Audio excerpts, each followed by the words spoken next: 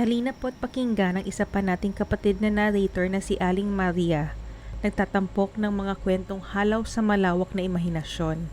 Nasa description box po ang link sa kanyang channel. Please subscribe. Salamat po.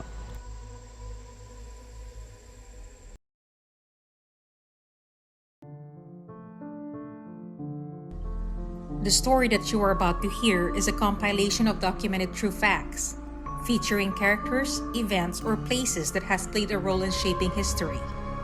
Please sit back and listen as I recite this narrative for you.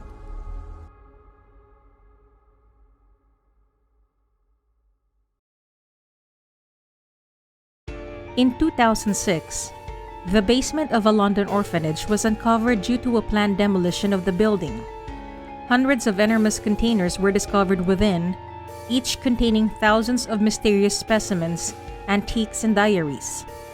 The collection was a lifelong work of Thomas Theodore Merrylin, a cryptonaturalist, French zoologist, and xenoarchaeologist.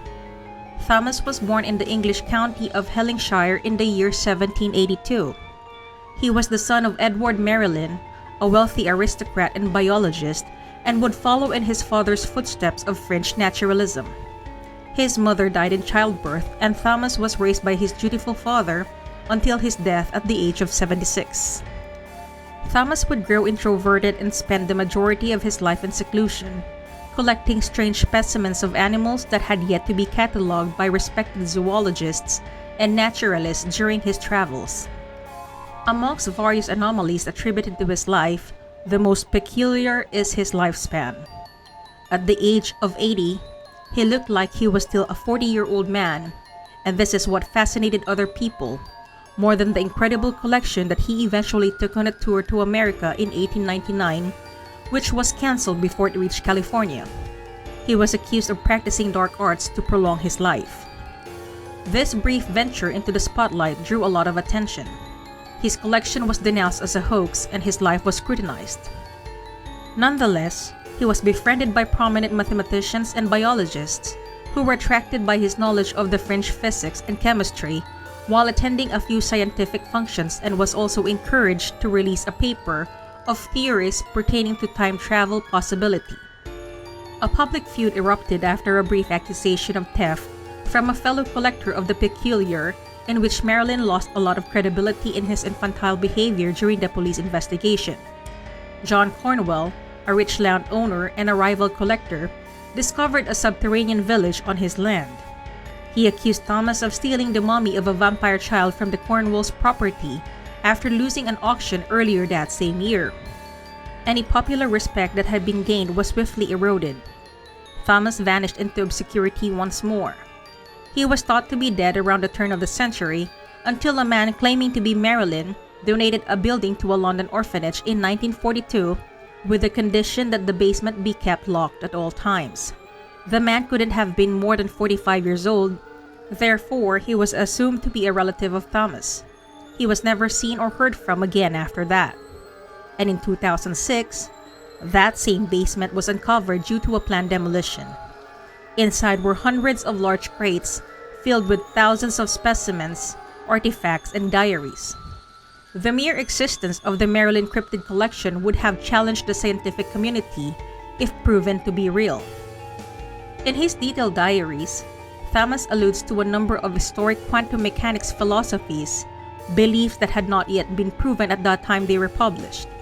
His knowledge of physics and discoveries of artifacts that challenged historical accounts added to the enigma of his life and his collection. He also mentions an artifact called alabast, which may be the reason for his unusually long life. It is said to be the reason for his father's death and his sister Emily Ann Merrylin, who was 19 years old when she disappeared. The object is about a foot long, shaped like a ram's horn, made of a clear glass-like substance, and emits tones that sound like a human voice. Inside the crates were thousands of small boxes and glass display cases with the skeletonized and mummified remains of creatures that had only existed among storybooks.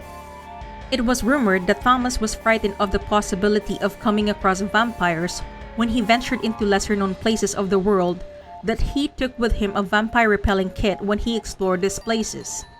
Other specimens found enclosed in boxes and resembled the withered skeletal remains of various fantastic creatures like mermaids, fairies, gnomes, dragons, vampires, and even some extraterrestrials. In addition to skeletal remains, some of the original tissue, such as fur and scales, were preserved on the remains. The diaries contain detailed analysis, annotated studies, and drawings of each of Thomas's finds. The collection contains numerous artifacts claiming to prove beyond a shadow of doubt the existence of cryptids. There is a claim that the Merrylin Cryptid Collection is actually a fictional invention of Alex C.F., a London-based illustrator, writer, and sculptor, but according to an interview, Alex was employed in 2005 to take charge of collating Merrylin's diaries and be curator or the custodian of the collection. Alex claims that Merrylin's findings can be proven through scientific tests that they have already been conducting. There are also other individuals associated with Thomas who had donated the research to him. One of these associates, Edward Herrell, an American behavioral biologist and amateur archaeologist, traveled to the Middle East to excavate ruins in what was Mesopotamia in search of the origins of agriculture. He discovered evidence of a much older civilization there, which appeared to be a form of early hominid that was not human-like. He tracked folklore and legend, piecing together evidence that members of this species may have survived. The species was dubbed Homo lupus due to its physical similarities to the common wolf. It had an elongated snout, full body hair, large ears, and sizable claws that may be responsible for the werewolf folklore. Herrell was able to capture a number of specimens and discovered that it carried a transferable pathogen in its saliva, which could either result into death or become Homo lupus, a condition we now know as lycanthropy. Edward was attacked in the year 1820 by a male lycanthrope and got infected. He would spend the next 3 years trying to find a cure. Edward met Thomas in 1830 at the University on Gower Street. There are more specimen pictures that are available online on the Merrylin Museum website, and with every picture is a fascinating backstory that I encourage you to visit and read. I have included in this narrative some of the background stories of the species from the collection. There is a case that is labeled symbiotic hominids, Homo lupus, or werewolves or lycanthropes, and Homo vampirus, the vampire, that appear to have a common ancestry, not only with each other, but also with humans. It's impossible to say when, but evidence points to Australopithecus, a diminutive ancestor of humans, or later Homo erectus, once we'd left Africa and started our plodding colonization of the earth. It's difficult to say for sure, but blood analysis is unmistakable. A group of hominids encountered a virus at some point in the past, a virus that caused genetic modifications that resulted in this separate species. With the help of a little silver, Thomas allegedly acquired this vampire and werewolf skulls, as well as a bottle of blood for a later sample. Another case contained the mummified remains of an early pharaoh. This piece was a part of a sale organized by the Bartholomew Museum of Antiquities in 1908 and caught the eye of two gentlemen at the auction, John Cornwall and Thomas Merrylin. This early pharaoh was the child king Menes, who was said to have been the first king to be announced as the earthly personification of Anubis, god of the dead. In life, he was shunned by many and much blood was shed. He was the first of 4 vampiric rulers of Egypt and the most horrific. He ruled for 2 years until an uprising saw his death, and he was murdered by his own viziers.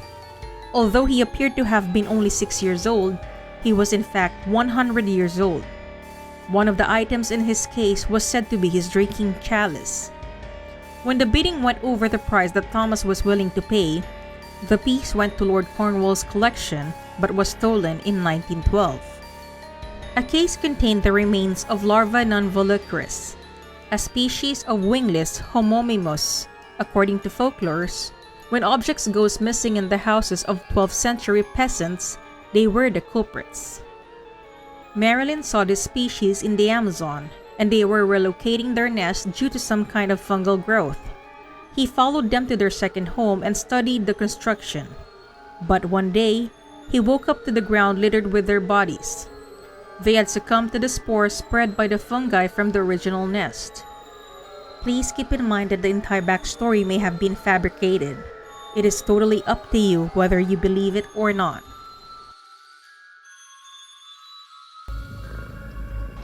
Hey everyone, I just wanted to say that I am incredibly grateful that you took time out of your schedule to listen to my narration. This is Nikki of Twisted Mind, wishing you a great rest of your day. Salamat.